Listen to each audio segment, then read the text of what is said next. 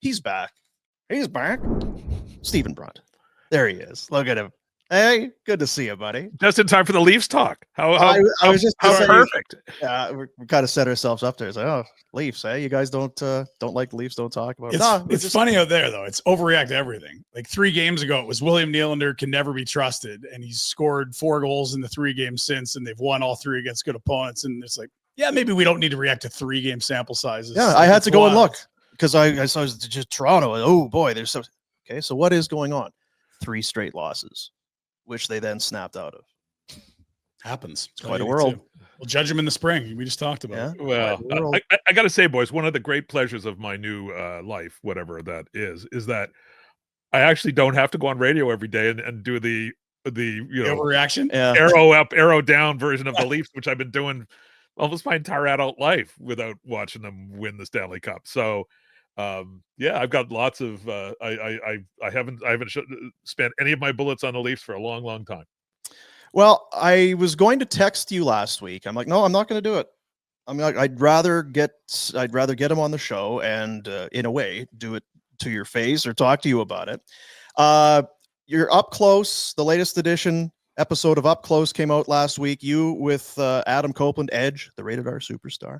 So it was, I think Friday, maybe I had some kids sports. I'm driving around, podcast time. Put it in my ears, start listening, and hearing these old wrestling clips and hearing you do your work and hearing this thing is really good. Once I heard the whole, now I got to watch it. I got to see how this is going down. And I mean, this is going to be, plug your nose. And are you what, allergic to secondhand smoke up your ass kind of thing? It was for me as enjoyable to watch you work as it was to take in the wrestling and just the whole conversation. We've seen you with your essays and we've seen you do what you do, but the only thing I could, in this unvarnished kind of way, even though it's produced and it's put together, but it's not meant to be crystal, just perfect and everything's just so. I mean, you guys are just shooting the shit. You guys are just having a conversation and things are coming up. He clearly appreciates your company. And it was just so neat for me to watch you in an hour and a half. Like it's an hour and a half long or whatever it is. Do what you do. I was fascinated by it. I don't know if you know this. You're quite good at it. He's fan. You're good at it. Well, thank you, my pal. I had a great time doing it. Like we talked about that a little bit, when we talked about the first time before you guys had seen it. But like I had an absolute ball doing that, and maybe that's part of what comes through. It was very, very comfortable. He's a very cool guy. I like him a lot, and that what you see there, it's not. Like there's no edits aside from the adding content, like the archival stuff that Amal Delich, the magnificent producer, added to it, both audio and video. That's it. Like we talked for an hour and a half. Like, so what you hear is the whole shooting match. Yeah. And we couldn't really cut it. We didn't have to, which is the beauty of the podcast thing. Sometimes you do have space to stretch out, but it just fell together so naturally, and it was such a nice natural conversation. And it was just 2 guys shooting the shit, like, which is, so if it comes across that way, that's great. If it comes across as 2 guys who kind of like each other, that's it too. It's not always like that. I've interviewed people who are, more difficult or, more guarded, a little less comfortable in their own skin than he is. But man, it was just such a pleasure, just such an absolute pleasure to do it. I went back because I listened to it first, and there was some of that, like you say, the old audio from we're here at Maple Leaf Garden, but then the video not all of it was included in the video portion. Do I talk to Amal about it, or I was just curious? I got to, Roddy Piper's breaking a beer bottle over his head, and we kind of saw that. But I wanted to go back and see some of that footage, and not all was there. Is that copyright stuff? That would be an Amal question. My guess is yes. My guess is you could probably get away with stuff on audio that maybe you can't necessarily on video. And but he makes good choices though, man. He is very, very good at that. I've worked with him before back in the old gig, doing a podcast, and that's kind of the unique thing that he brings to the table for me, is that he takes the material and obviously sets it up beautifully, but he adds to it, like he adds layers to it that I'm always really thrilled about. Yeah, the Deanie Petty stuff is so cool. Just again, we can move on because we talked about it last week, but here's a guy in Toronto that wins an essay contest and goes to see the Deanie Petty show because Bret Hart's on it, and the microphone ends up and he's asking him a question, and then Bret talks to him afterwards, and his best buddy from down the street, they end up being tag team champions. He says it's a movie. It probably is a movie. Should be. You wouldn't believe it if it was a movie. Be like, this never happened. No, it's a crazy story, and that's why, you know what I found with this one, because look, obviously you like wrestling, right? And you kind of can engage with it on that level. But I've been trying to encourage people who, even if you're not a hardcore wrestling fan, and most people, what I've found is that most people, even if they don't acknowledge it, there's something in there. Like, everybody knows something about it, and everybody's watched it, really. Even if they pretend they haven't watched it, they've watched it. They've absorbed it at some point in their life. But the story is so good that, like my wife's not a big, my wife is not a wrestling fan. But she really liked the story, right? She just liked the story of the kid from Orangeville and all of the kind of weird twists and turns it's taken. And she liked him. She liked him in the piece. Yeah. Single mother, no money. Yeah. It's a rags to riches story in the very truest sense. You mentioned that they're not always that easy. Is there one that sticks out in your mind that you're sitting there trying to interview somebody? Like, we agreed to this. Like, you said yes to this interview. I'm not holding you against your will at gunpoint, right? Because some of them are awkward and you wonder why you're doing it. The worst guy I ever interviewed, this is way before TV, but I remember Bo Jackson came in when he was playing for Kansas City for the Royals. Then his, the baseball part of his career came into Toronto, and I went up to interview him when I was working at the newspaper, the Globe and Mail, and like, he literally did not make eye contact with me. Like didn't even acknowledge my existence for 1 second. And I may have embellished or imagined this part, but I think he spat a big wad of tobacco juice like right past my ear, while not answering. And I don't know if he may have spoken about himself in the third person. I may be confusing him with the late Ricky Henderson, who always spoke about himself as Ricky Henderson. Mike Babcock did the same thing. Very normal. What are you talking about? Very normal. Yeah. But he was the worst. Yeah. There were a lot of baseball players who were bad in, I think they're slightly better than they used to be, but even some of those Jays teams back in the day, like, they were miserable people. Like, you really, Steve? Yeah, well, he was a challenge for sure. He was, his level of hostility. I don't know, I think I've told you guys about this, but like, one of the kind of epiphanies I had as a very, early days in sports writing was going in and waiting for Dave Stieb after a start. And, he was always angry, like, whether it was good or bad. He was always angry about something, about somebody missing a scuffing a ground ball behind him or something. And he'd stand and you go into the dressing room, the Jays dressing room. And this would have been probably still in the old exhibition stadium.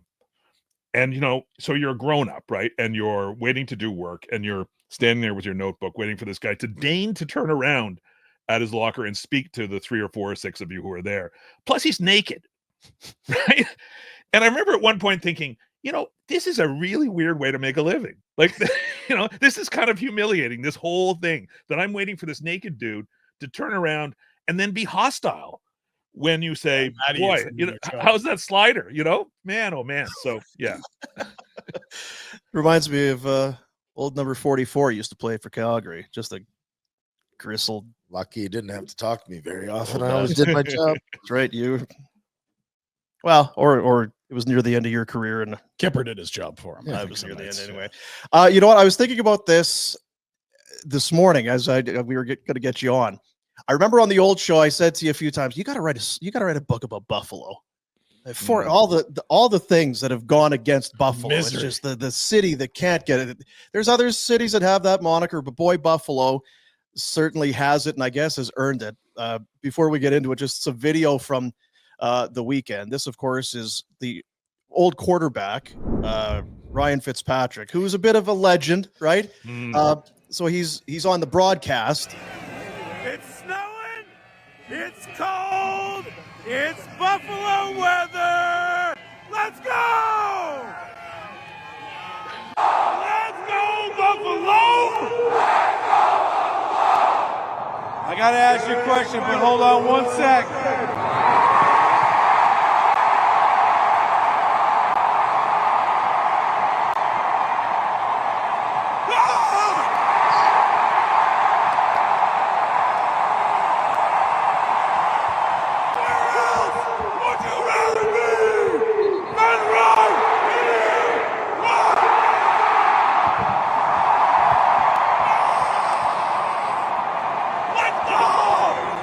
I just got to thinking that he was the legend of the game. Yeah, that's right. Ivy League guy there, by the way. Ivy League guy. Yeah, that's right. I don't know how you watch that and you think this fan base needs one. This is you feel like they may never get this close again. They got the quarterback. They've got a team.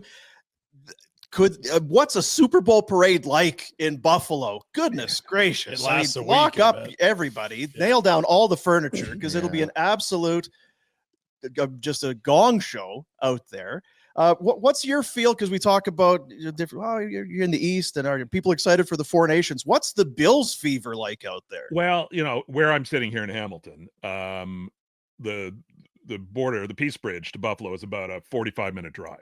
So I'm really close to Buffalo here.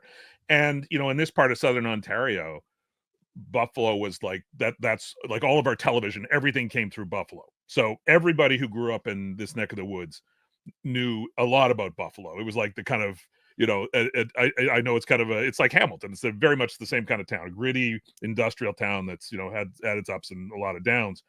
But for us, it was this kind of, it was America, right? There were all these things that you could get in Buffalo that happened in Buffalo. And so we were all super tuned in to Buffalo culturally. We always have been. And, I covered, all 4 of those Super Bowl teams that lost. Like I went to all 4 of those. So I've spent a lot of time down there covering the Bills and, to a lesser degree covering the Sabres, but certainly covering the Bills. I tell you, there's my favorite Buffalo crowd story because that I know they look like fun, but they do. We went to a game. I was at a game with my 2 sons who were not they're probably 12, 14 years old at the time. We went down with a group of guys from Toronto and went to a Bills game, and they're playing Cincinnati. This is not good Cincinnati. This is mediocre Cincinnati Bengals, and it's not like the Steelers are coming in or the Dolphins are coming into the Jets. Like not a rivalry game at all, right? Nothing. There's no kind of heat, you would think. And we're sitting down right in the closed end zone part in the stands there before the game. And this guy is walking down the aisle carrying a baby, like a toddler in his arms. And he's got the Bills stuff on. And he's walking down the aisle. And there's one Cincinnati guy in this whole section. And the guy says something to him. And he looks at the guy. And then he walks by and walks down to his seats down in front, hands the baby to somebody, walks back up, goes to the guy and cold cocks him right in the head, like just pounds him. And it turns into this huge brawl. Like there's people flying over the seats and it's good parenting. Oh yeah, exactly. Yeah.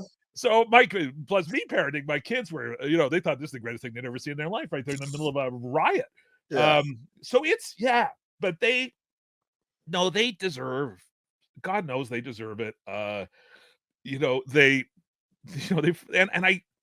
knock on wood, but the fact that they could win that game over Baltimore, without, like, they weren't spectacular, but they didn't make any mistakes. They didn't overdo it. Baltimore made the mistakes. Lamar made the mistakes. The tight end made the mistakes.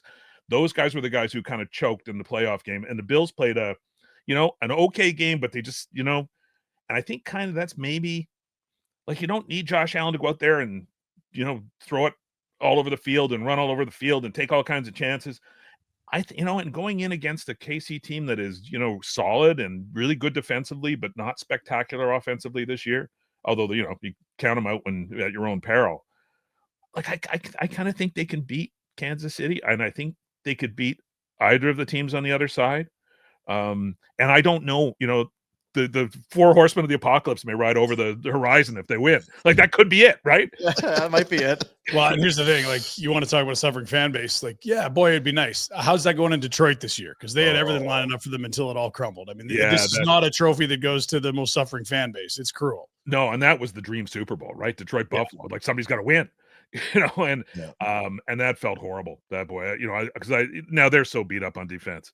Like, they just lost so many guys. It's just been crazy. And I think that finally caught up with them, but they've been so much fun to watch the last 2 years. And I absolutely root for them too, for the same kind of reasons. And that's what I was hoping for. But anyway, so much for that.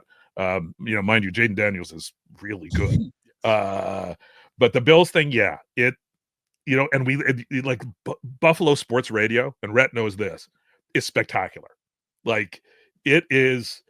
you know, the entire pulse of the city, the emotional ups and downs, like, you know, people get so angry, you know, when things are going wrong, and they get so high when things are going, except that you know, they're always looking up and saying, you know, if we get really happy, like a 16-ton weight is going to drop out of the sky. It's coming, right? You know, this can't be good, right? Because it's never good. And they've had some amazing talk radio guys on there who were, you know, just, you know, like, again, we're absolutely 100% worth the price of admission. So again, I don't know what happens if they win. Like, if they got nothing to grouse about, I have no idea what it'll be like. But it has happened. You saw the Red Sox after a lifetime. The Chicago Cubs. I mean, I hated the Red Sox. Jeez, it that was can awful. happen. There's, you know, and there's something kind of, I don't know. It's, people say it's like ridiculous or whatever. So you play outside in Buffalo, and you've had games, seems like every year, being postponed, relocated, whatever. Building a new stadium. Are you putting a roof on it? No. Well, why wouldn't you? It's because it's Buffalo. There's something, I don't know. There's something kind of cool about it. That and $1 billion probably explains it. Yeah. Yeah, right next door. It's going to be lovely, but you're right. It's going to be in the same place and the same temperatures. You know, like it's. They changed the angle, Steve, so the wind's not going to blow the snow in. They get kind of a bit covered. It's thought out in Buffalo fashion. Okay, it'll be just fine then. They have melting stations on the roof because the snowpack, of course, gets so big you can't have a roof or it'll collapse, and it's just covering most of the seats, apparently. Well, anyway, we probably cursed them now by talking about this. Yes, but I yes. How can they be more cursed, Stephen? They can't. That's true. It's beyond our powers, obviously. Correct? Yeah. But I'm rooting for him with every bit of my every cell. And did anyone not expect what's his name to drop that 2-point conversion? There's no way. Like everyone's like they're going to tie it. It's whether Allen can charge down the field and get points on the board. You know what? I still think, you know, they had a minute and a half and 2 timeouts or maybe 3 timeouts left. I think they'd go down and kick the field goal. I thought anyway, so too. Because I don't think Baltimore could have stopped them in that circumstance. But yeah, Andrews dropping that pass, and he also had the horrible fumble, and it was a bad day. Finally, things going the Bills' way. Yeah, I was going to say that would not be front of mind, though. This is just more opportunity for things to go Billsy on us. They get a touchdown and a 2-point conversion, and now we have to.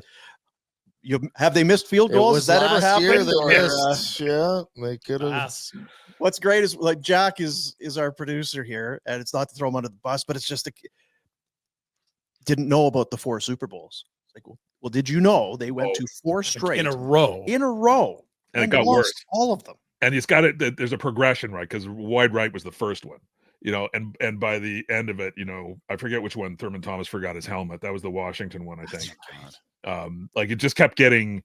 Each one got worse, right? Like because the first one they should have won. Obviously, they had it won, and then after that, it was they found they lost to Washington and Minnesota, I think.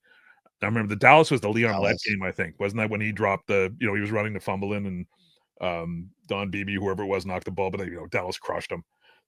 They got progressively worse, and it felt more and more inevitable. And those teams were, that team would be remembered as one of the greatest teams. It'd be like this Kansas City team, right? Like, honest to God, like they were unbelievably good. Yeah. And there's some thought out there on social media, at least, and I think among the fans, that for the Bills, you're going to have to beat Mahomes and Kelsey and Andy Reid, but there's another part that you're taking on when you play them that allegedly that maybe the fix is in, that the officials really have a slant towards the Chiefs.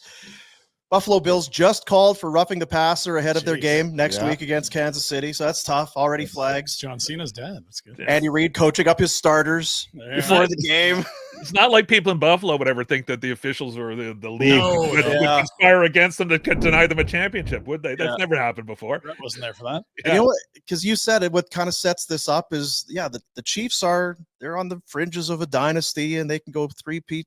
But there's just something about this team that feels like they're not quite what they've been. Just a little bit less, which puts them in a ripe spot to be taken by the Bills. It's so juicy. Yep. So it's just got to happen, right? So yes, this is the least talented of this Chiefs, the least talented team of the Chiefs dynasty, I would say. There's no Tyreek Hill. There's no kind of game breaker guy. Yeah. Defensively, they're really, they play smart and they play really well. And actually, that's kind of the strength of the team. But, Mahomes is Mahomes, and Kelsey seems to have come to life. He's gotten over his distractions the rest of the season and seems to be playing football again. So, but they, like I don't bet, but if I did, I would put a couple bucks on the Bills. I'm just kind of feeling it right now. People forget, like, Hollywood Brown didn't play till like weeks ago. Yeah, they lost Rashee Rice early, who looked like a game breaker, like right from week one. He's like, wow, okay, they've got an alpha receiver here. Pacheco was the running back everyone loved, and now he looks hobbly coming off a leg injury. Like, it's not that they started out untalented. It's just they've kind of arrived here with defense and, a late play to win a game. When they had a drive and they needed to score down late, they go get that touchdown, even if it is against a Carolina or some crap team. Yeah, and a lot of that comes down. Well, the defense is really good, but a lot of that comes down to Mahomes, and his ability to kind of create. But and you're right to point out that some of the injuries that they did kind of have a plan here, and the plan kind of went out the window with some of those guys getting hurt. But like Mahomes has had to invent stuff, and occasionally get a cheap call go his way. So. But do you think it'll be close? Of course, it's going to be close, right? Yeah, it's going to be, So you played some thrillers. Yeah, that's all they play. As a fan, the debate: if they Bills win, do you go to the Super Bowl? Oh, you've been, no, because I have heard mixed, where it's like it's full of corporate fans, it's not team fans. That's it's not a true. It's not like going to the last weekend in Buffalo, where you've got Bills fans and Ravens fans. You've got football fans, and it's corporate. Well, I'll tell you, these games, like last weekend, this weekend, and having covered a lot of those games, division games, conference championships, they're the best games for atmosphere. There's no question, right? If I was going to go as a fan to one game and drop big money, that's what I'd go to, because you want to be in a stadium that's alive, and Super Bowl stadiums do tend to be a little bit, there's a lot of people there who don't give a crap, and they're there for other reasons. However, the one deciding factor this year is that it's in New Orleans. And there is no better place for a Super Bowl. It's the only place they should ever have it. Really? And and the city is so cool. There's Rhett's never been. Never been. Of all the places. If you go, you got to get away from, some of the, some of the stuff, and again, I'm thinking of the horrible stuff that happened on Bourbon Street around the Sugar Bowl, but Bourbon Street is like a big, ugly frat party full of people throwing up, so if that's your thing, One night, you can go kind of a porny, vomity street. But the rest of New Orleans is amazing. And there's so many cool places to go and to drink and hear music. And obviously the food's nuts. And it's like nowhere else in America. There's no other city like it. I've been there a ton. I love it. If you're going, I got some recommendations. It feels like it's coming together. Oh, it kind of feels. Call you Sunday night. We had Seravalli on. Seravalli's like, I got tickets. If you can get us get rooms. It's like, I would be reaching out to get that ticket locked down. As soon as we know it's the Bills, you see what's going to happen to everything. Yeah. All you got to do is beat the two-time champs and Mahomes. That's all you got to do. And the refs. Yeah. No big deal. No big deal. Well, appreciate you coming on, man. Like I say, I just loved it. I went back and watched it a second time. I was watching a different guy each time I watched it. It's neat watching you work in that sense, and I look forward to whatever is coming next. Is there a tentative date for the next? Nah, I think it's all kind of it's soon. That's the date, soon. Nice. There will be more. It'll come soon.